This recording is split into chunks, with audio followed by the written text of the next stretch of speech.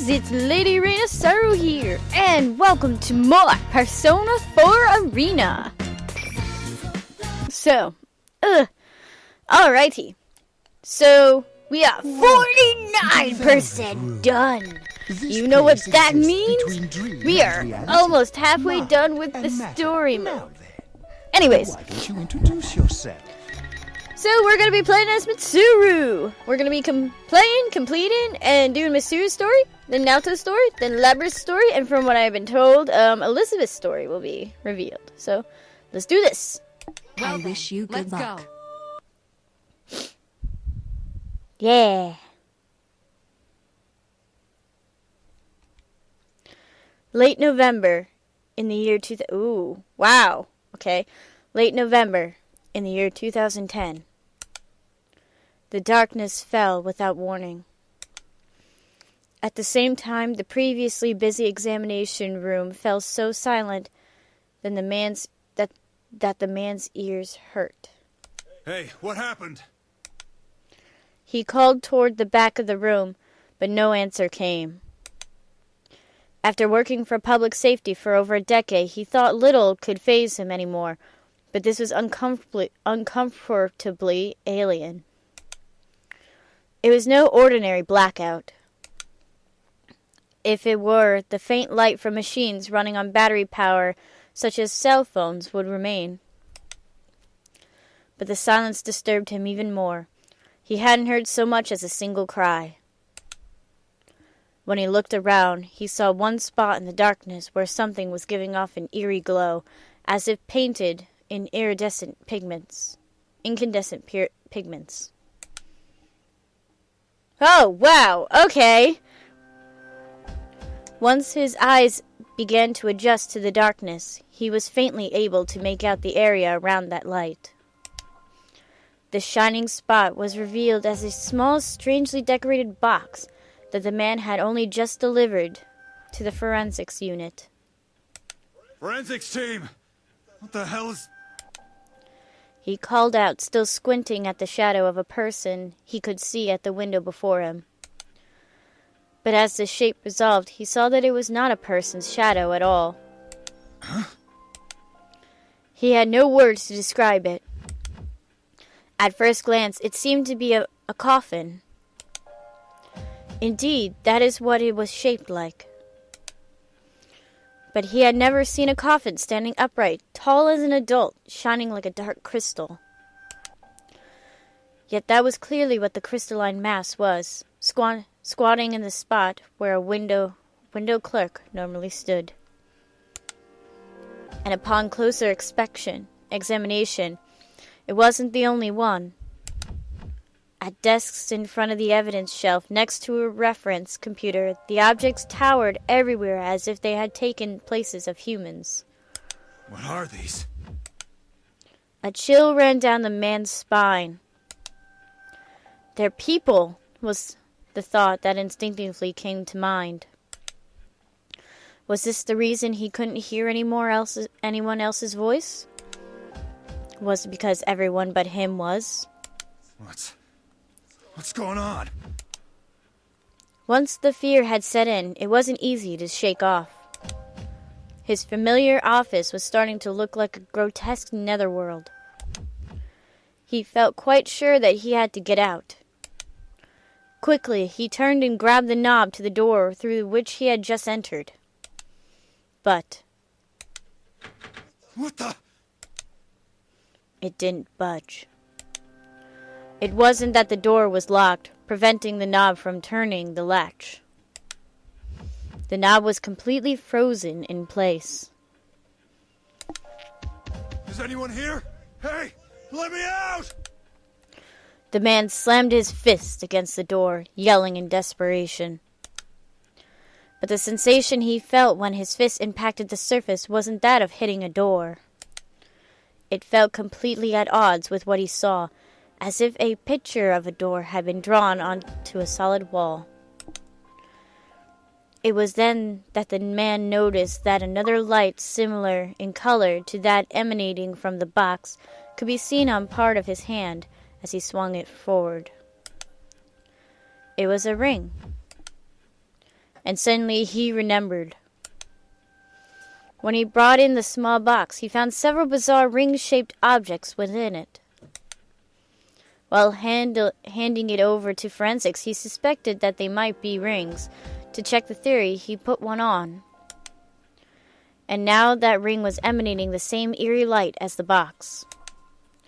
Though he still had no idea what was going on, it was immediately apparent that it was directly related to the current situation. The man grabbed the ring with sweat-slicked fingers and tugged, ready to pull off his own finger if necessary. But just at that moment... I wouldn't take that off right now. What? The man can't help but gasp. He looked around but could sense no one inside the room with him. Where had the voice come from? I'll be there to rescue you shortly. Calm yourself and wait there. When the man calmed himself, he realized that it was a voice. The sensation was indescribable, but it was distinctly unlike hearing with one's ears. Who's there? Oh yeah, bleh, why am I saying that? Oh, pardon me. This is Mitsuru Kirijo. We met earlier. Kirijo. He did know a Kirijo. Okay. It was she who brought the strange small box. And that wasn't all he knew. The Kirijos were a wicked family who used their fortune and influence as a shield, continuing to frustrate the police. Despite that, the man couldn't help but feel relief wash over him. Perhaps he might survive this after all.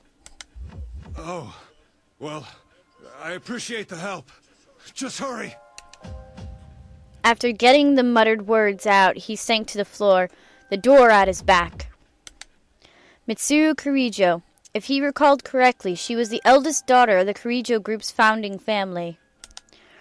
He noted that her voice had been far calmer than his, despite the situation they were both in. He sensed a measure of trustworthiness from her. And to think it had been merely an hour that he was asking himself why such a young girl had been chosen as the head of the Kirijo Group at all.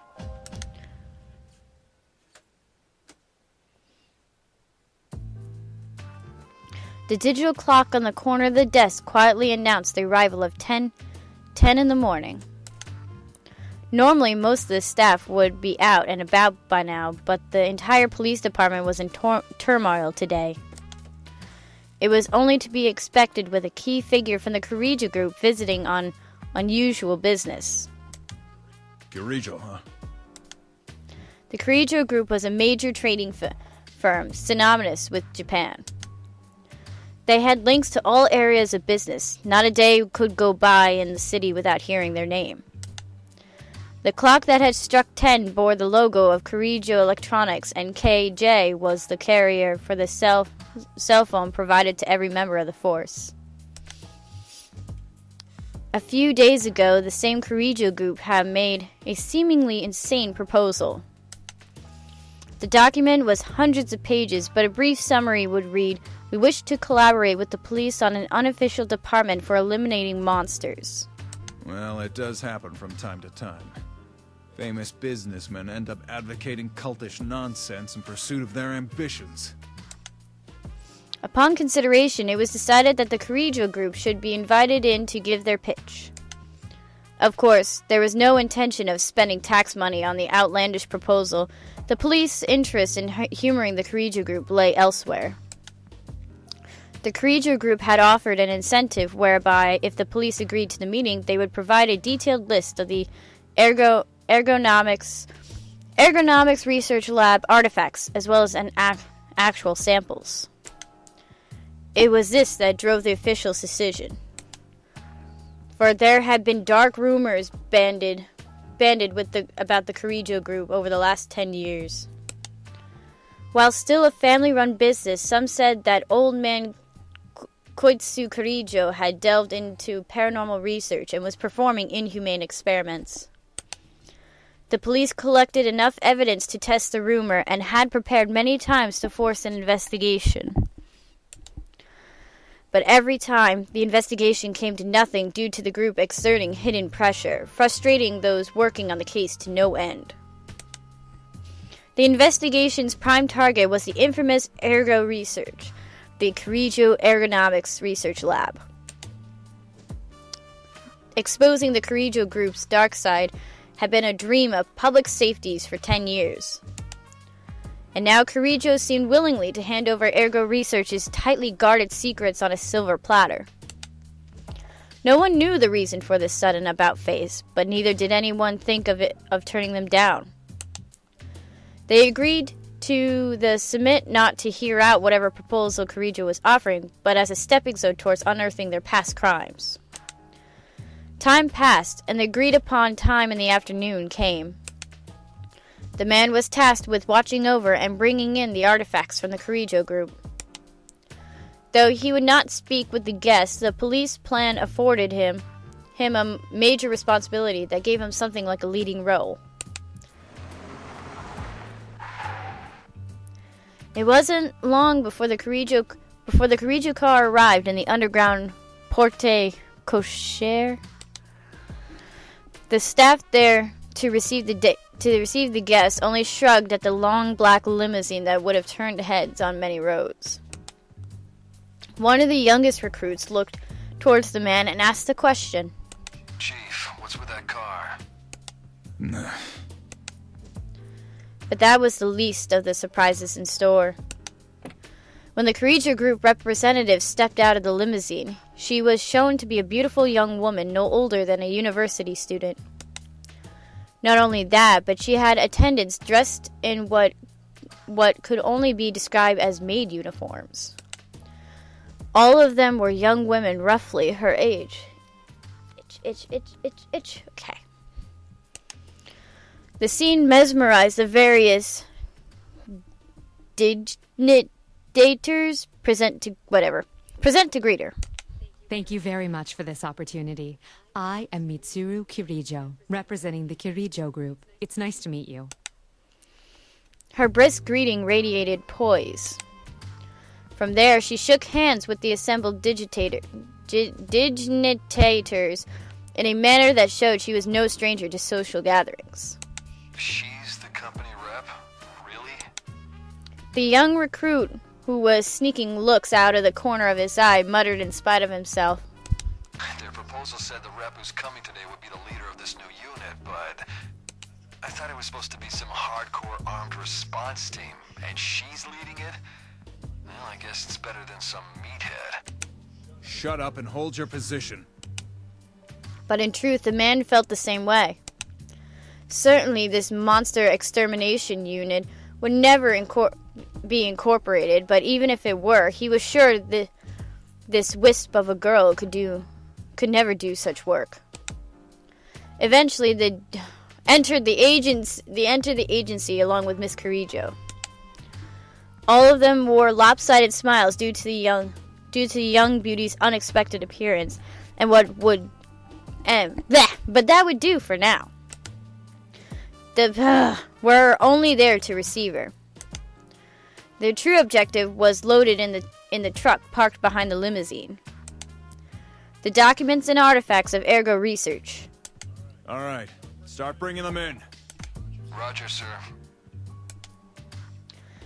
At the man's signal, he trained subordinates surrounded the Kirijo truck. They formed a line, smoothly passing boxes from man to man into the building. The articles were of various size, with even a few that came in oversized metallic containers for aerial transport. The Kirijo Group had warned them not to handle these things carelessly until explanations were forthcoming. But in truth, the department was already prepared to begin a forensic investigation of the objects, or even send them to the lab. Are you sure it's okay for us to open these? The instructions said not to. It won't be a real investigation if we let them hamstring our procedures. Besides, I can't think of anything they could send us that we couldn't handle. Unless there's real monsters inside these things. You're funny. The articles were brought in silence. The operation only lasted about 15 minutes. The man himself received the last item, about the size of a jewelry box, and checked the truck to make sure nothing went overlooked before closing it up. That done, he turned and walked quickly towards the forensic room.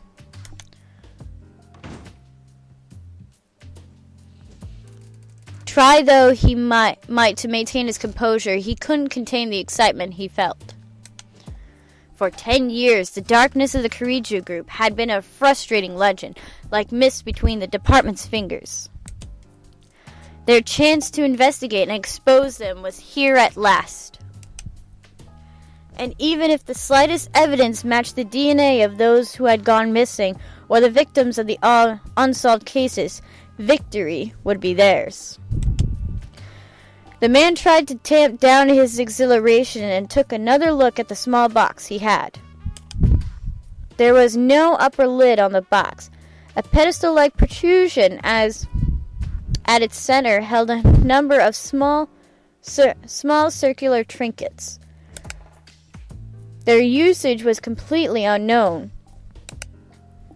What kind of research produced these?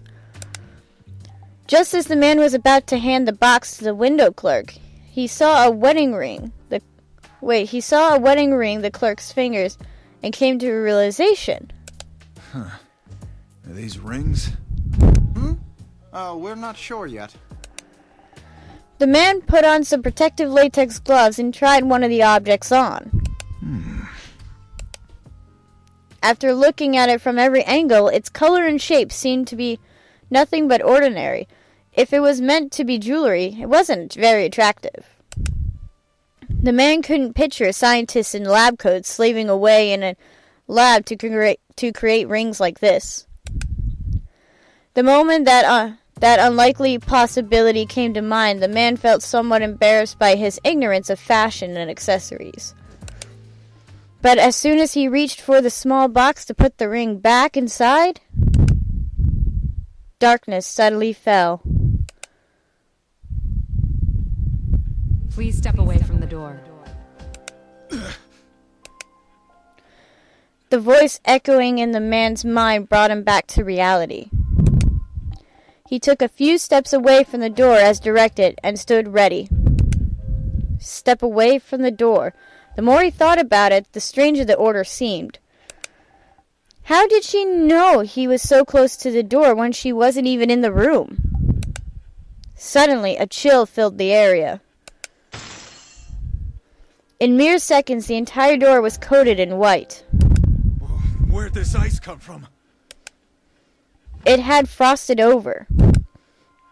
The man couldn't believe his eyes, but the evidence was there in front of him. He could then hear a slight knocking sound, followed by a crack forming in the center. The door buckled under its own weight and crumbled with a sound that was like building blocks being pushed over. Standing just past it was the Kirijo woman.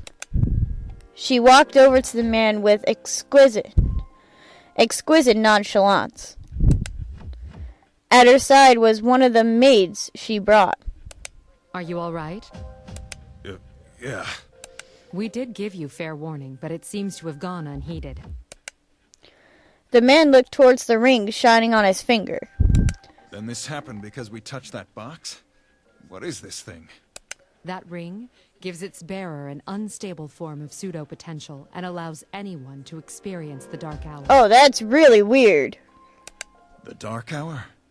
The box itself seems to be a failed recreation of the Dark Hour. The effect radius is small, and it malfunctions when improperly handled. The Dark Hour. He remembered that phrase coming up in the documents the Kirijo Group had sent. If he recalled correctly, it was defined as a hidden time unable to be experienced by normal people, where everything stood still.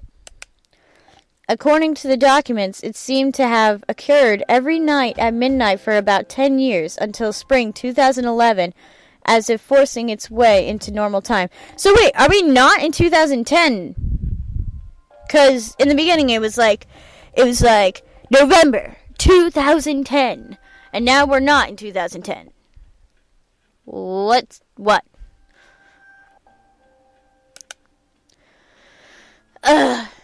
Until now, it seemed like pure fantasy.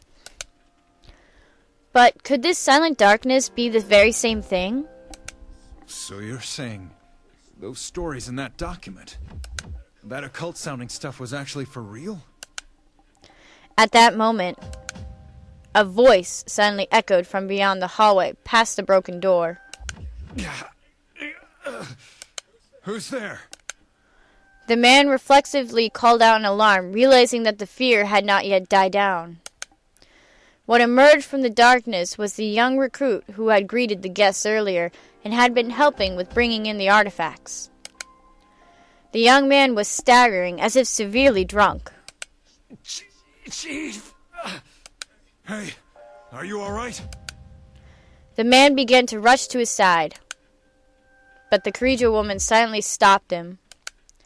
She stood between the two, as if protecting the man. What? He's my... Before he could finish, a surprising change took over the recruit.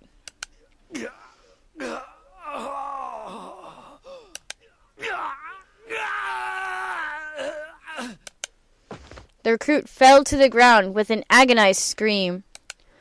A black tar-like substance began flowing from his every orifice. What? The ooze spread Whoa, God! Okay, what did I do?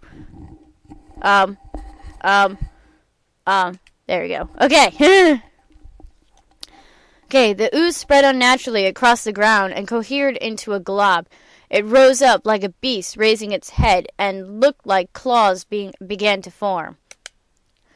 Its appearance showed clear signs that it possessed some malevolent will. Holy shit! The man thought again about the Kirijo Group's initial proposal. We wish to collaborate with the police on an unofficial department for eliminating monsters. Without a doubt, this is what they referred to. That name that came up again and again was... This is a shadow. That it is. It's a monster that dwells in every person's heart. They usually can't manifest themselves this way, but it's quite common to see it happen during the dark hour. So the research to make this happen artificially, that's what Kirijo has been experimenting with. That did seem to be the extent of it. At the start. At the start? The man couldn't prevent himself from shuddering to imagine the implications of her statement. With the Second War, the half-liquidated shadow suddenly took the form of some fell beast. But where the face should have been was nothing but a mask, giving it the bizarre appearance of two creatures stitched together. The young woman, for her part, seemed none the least perturbed. Kikuno, my things, please. The maid stooped to reach something. The man wasn't sure where she had been carrying it, but she placed the sword in her master's hand. The blade was specially shaped, similar in design to a fencing saber. You're going to fight it? Stay back. This will all be over soon. At that moment, as if understanding their conversation, the shadow squared itself and leapt towards the young woman. Its speed matched its beastly appearance. In the darkness of the room, the man found it difficult simply keeping his eye on it. The young woman did not move. Her sword remained lowered in the face of the shadow's advance. Of course, thought the man, an amateur like her could never react in time. However... Artemisia! At a word from the young woman, some unseen force slammed the shadow against the wall. The man momentarily doubted his eyes. For it had been the woman who repelled the monster, but it hadn't been the woman who repelled the monster, but a silhouette that suddenly appeared behind her.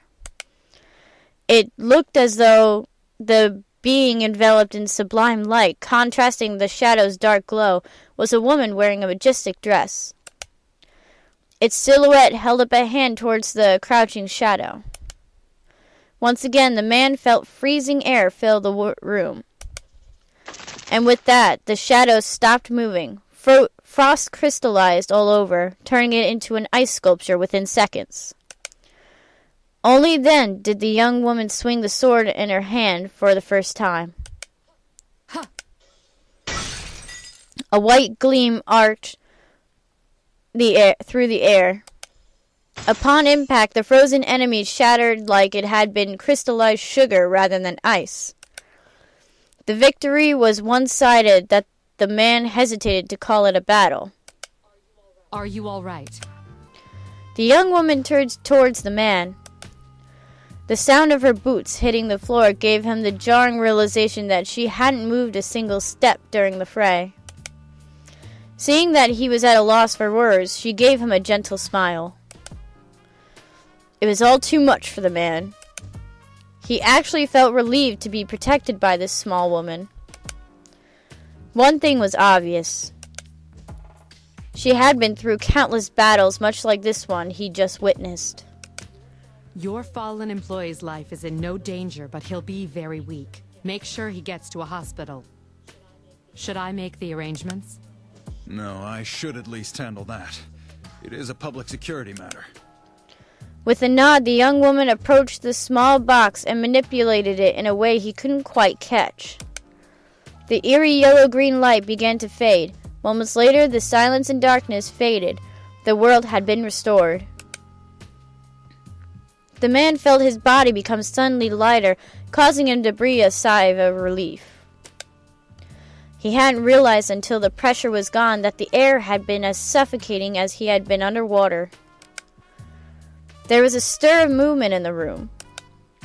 The forensics team and assistants looked at the man and young woman perplexed. The man took a quick look around. Fragments of the shattered door were strewn about.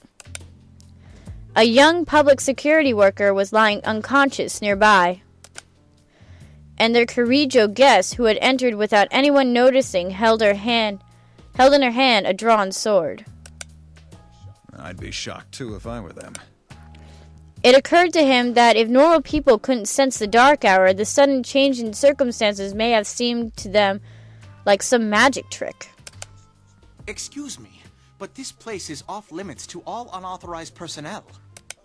Hey, what's going on here? The forensic staff looked at the man helplessly. It's all right. We had a little emergency. Oh. That aside, halt all examination of the relics they brought in.